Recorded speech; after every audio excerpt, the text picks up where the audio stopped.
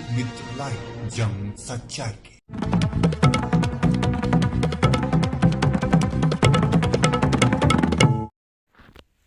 Mister Ramchandra ji, आप APM प्रधान डाकघर प्रतापगढ़ में रहे हैं। आप इस समय रिटायर हो चुके हैं। आपके जो है एजेंटों से बड़ा अच्छा जो है मतलब कि पब्लिक डीलिंग रही है। आप ये बताइए कि वर्तमान में I/5 कार्ड और रसीद बुकें और एजेंटों के क्रियाकलाप के विषय में आप अपने मंतव्य को स्पष्ट करिए।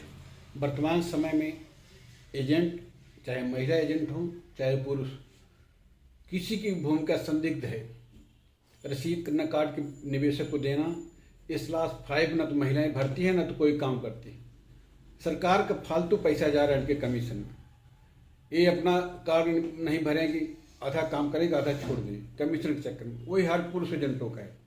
नहीं तो इसमें तो पोस्ट मास्टर की भी जिम्मेदारी होती है कि अगर कार्ड जो है अगर क्या कहते हैं कि नहीं भर रही हैं तो कैसे जो है उस पर कमीशन पे ना तो उसमें पोस्ट मास्टर ध्यान देते हैं, न तो असिस्टेंट पोस्ट मास्टर ध्यान देता है, न तो काउंटर बाबू ध्यान देता है। तो दोनों दोषी हैं। तीनों दोषी हैं। अगर तीनों लोग उसको कायदे से चेक कराएं तो महिला अपना I/5 पूरा करेगी, निवेशक से दस्तखत कराएगी, वही हेल्प पुरुष के एजेंट करेगा। अपना न तो कार्ड फाड़ के न तो भरते हैं, न तो आधी रसीद फाड़ के निवेशक को देते। ऐसी स्थिति में तो जो है कमीशन वसूली भी हो सकती है कि महिलाओं से अगर जिसका कंप्लीट ना हो उससे कमीशन वसूल लिया जाए।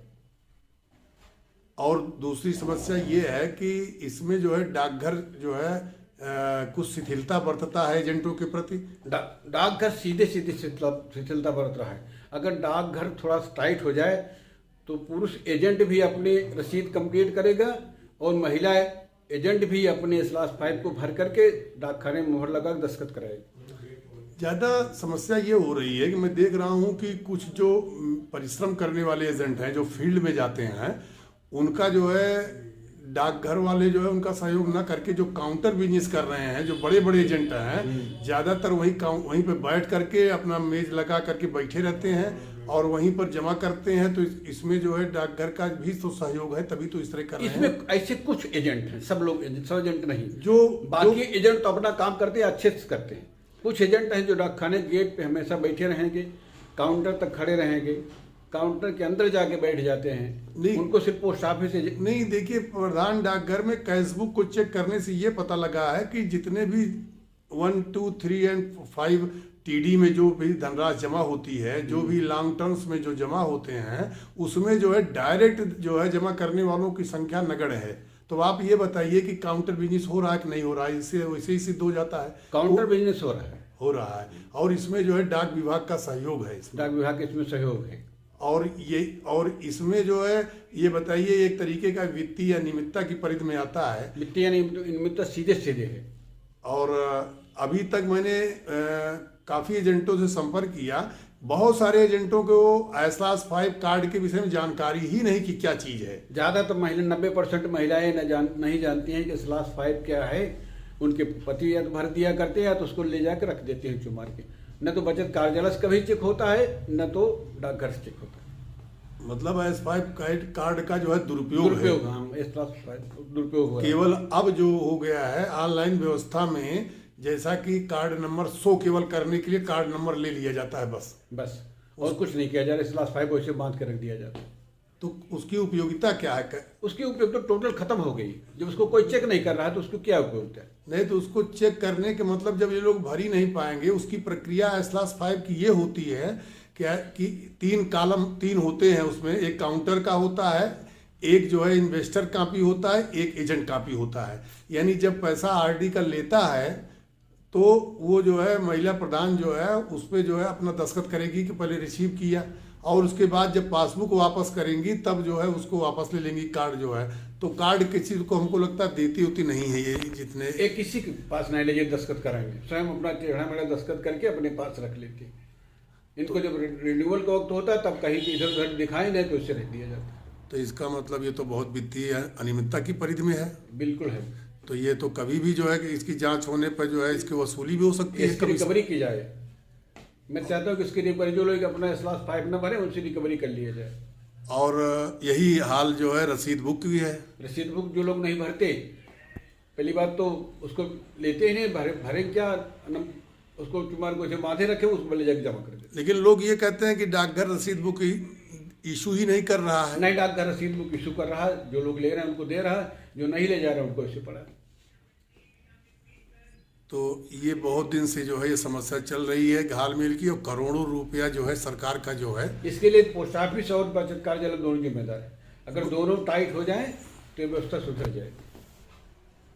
बचत कार्यालय का मतलब उन्होंने तो नियुक्त कर दिया एजेंट, और एजेंट नियुक्त करने के बाद उन्होंने फील्ड दे दिया कि आप डाकघर में यहाँ काम करेंगे, तो वित्तीय का कार्य तो डाकघर और एजेंट करते हैं। कभी कभी इनकी रिपोर्ट की जाती है तो बचत कार्यालय इनके लाइसेंस उसे फिर रिन्यू कर देता, कभी चेक नहीं करता। नहीं, जब शिकायत की जाती है तो जब शिकायत की जाती है और जब कभी जो कॉम्पिटेंट जो आपके यहाँ डाक अधीक्षक हैं जब वो देते हैं तो उसकी जांच होती है, जांच करने के बाद उनको एजेंसी उनकी खत्म की जाती है यदि उनकी वित्तीय अनियमितता या गलती पाई जाती है। लेकिन मूलतः जो इन मेजॉरिटी ऑफ एजेंट्स अगर देखा जाए तो ये है कि सभी जो एजेंट जो है, जो पूरा खेल जो है डाकघर में ही करते हैं। हाँ, डाकघर में ही करते हैं, क्योंकि लाइसेंस तो एक दिन में मिल गया, मान लीजिए लाइसेंस उसको मिल गया तो लाइसेंस 3 साल के लिए मिलता है, और 3 साल के बाद रिन्यूअल भी 3 साल के लिए होता है, और तब 1 दिन 2 दिन के लिए वो व्यक्ति वहाँ पे जाता है। तो पूरा तो हमेशा तो डाकघर में ही एजेंट रहता है, और प्राय आप देख लीजिए 10 बजने पर डाक खाना खुला नहीं कि वहाँ पर जो है सभी लोग बैठे मिलते हैं आपको। ये तो एजेंट इससे कभी कभी अगर बचत अधिकारी चेक करें कौन से एजेंट जाकर डाक खाने पहले बैठ गया है तो थोड़ा बहुत सख्ती हो सकती है। नहीं, 1-2 चीजें हैं, यदि वह व्यक्ति बैठा हुआ है और निवेशक का धन ला करके जमा कर रहा है तब तो ठीक है, और यदि कोई निवेशक यहाँ आकर के डाकघर में जो है पैसा देता है यहाँ पर तो काउंटर बिजनेस हो गया ना। यस, काउंटर बिजनेस हो गया। काउंटर की क्या परिभाषा आप समझते हैं, बताइए। काउंटर समझ लो सीधे निवेशक आए, काउंटर पे देगा और पैसे सीधे एजेंट के माध्यम से जमा होगा और सीधा जमा हो जाएगा। अच्छा, एक चीज और पूछना था आपसे, ये बताइए कि जो री इन्वेस्टमेंट होता है उस पर भी आप कमीशन देते थे? हाँ, देते हैं। तो री इन्वेस्टमेंट में क्या व्यवस्था है? री इन्वेस्टमेंट कमीशन नहीं दे होता। तब क्यों देते थे? अब कब जैसे इन्वेस्टमेंट के लिए कहा पब्लिक तुरंत एजेंट से मिल जाती है और अपना पुनः जमा नहीं, री इन्वेस्ट में बहुत सारे करोड़ों रुपए कमीशन आप लोगों ने दिया है। ये एक प्रोसीजर है कि अगर री इन्वेस्टमेंट कर रहा है तो इसका मतलब ये हुआ कि वो एजेंट उसको फिर प्रेरित कर रहा है, फिर करिए, इसलिए दिया जाता है। यस, एजेंट के माध्यम से ही कमीशन निकलता है, एजेंट उसको प्रेरित यानी करता है। एजेंट कमीशन देने का मतलब ये हुआ कि जब तक एजेंट जो है उसको प्रेरित नहीं करेगा तब तक वो कमीशन का हकदार ही नहीं है। नहीं है, तो एजेंट उसको प्रेरित करता है, पुनः रीइन्वेस्टमेंट एजेंट ही कराता है। एजेंट ही कराता है उसको, जो है जिस तरीके से समझा जाए वैसे ही। लेकिन रीइन्वेस्टमेंट जो है वो लोग जो है इसको काउंटर बिजनेस की संज्ञा भी लोग देते हैं, क्योंकि अब प्रेरित करने का जो है लोग सब समझ चुके हैं। अब प्रेरित करने का जो है वो उसका क्वथनांक बहुत ही 0 हो गया है। 0 हो गया, सही। तो कहने का मतलब S/5 कार्ड का जो है दुरुपयोग हो रहा है, और रसीद बुकों का भी दुरुपयोग हो रहा है। कोई भी रसीद जो है इन्वेस्टर को नहीं दी जाती है, जिससे फ्रॉड और गमन होने की पूरी गुंजाइश बनी रहती है। पूरा फ्रॉड इसी की वजह से हो रहा है। जो भी फ्रॉड हुआ है, अगर यही रसीद भरी गई होती तो फ्रॉड न हुआ होता। इस पर जो है सरकार को ध्यान देना चाहिए, और संबंधित सरकारी विभाग को जो है, डाक विभाग, बचत विभाग, एजेंट, ये सब जो है इनका जो है इनके ऊपर जो है दूरदर्शिता रखने की अत्यंत आवश्यकता है। बहुत बहुत धन्यवाद। छोटी बड़ी खबरों को पाने के लिए लोकमित्र लाइव चैनल को सब्सक्राइब करें ताकि लेटेस्ट अपडेट आप तक पहुंचती रहे। धन्यवाद।